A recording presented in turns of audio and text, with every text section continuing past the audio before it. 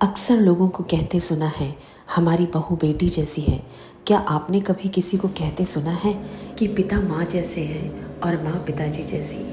नहीं, क्योंकि माँ माँ है और पिता पिता। जब हम किसी के जैसा होना चाहते हैं तो अपने ही अस्तित्व पर प्रहार कर देते हैं। बहू बेटी जैसी होनी चाहिए, यह वाक्य बहू की पहचान पर प्रश्न उठाता है। क्या बहू होने में अपनी कोई खासियत नहीं जो बेटी जैसा होने का प्रमाण चाहिए? बहू होना क्या इतना बुरा है? कोई यह भी क्यों कहता है कि हम बहू को बेटी जैसा प्यार देंगे? इसका मतलब बहू जैसा प्यार या तो होता नहीं या फिर देने लायक नहीं होता। बहू बहू होती है और बेटी बेटी, इनकी तुलना करना बेबुनियाद है। बेटी घर में जन्म लेती है, बहू पराए घर से आती है, अपना बचपन कहीं पीछे छोड़ कर आती है। वो बेटी जैसी कैसे हो सकती है? और वो क्यों हो बेटी जैसी?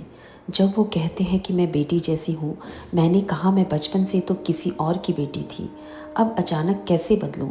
मुझे नहीं होना किसी के जैसा, मैं स्वयं में ही संपूर्ण हूँ।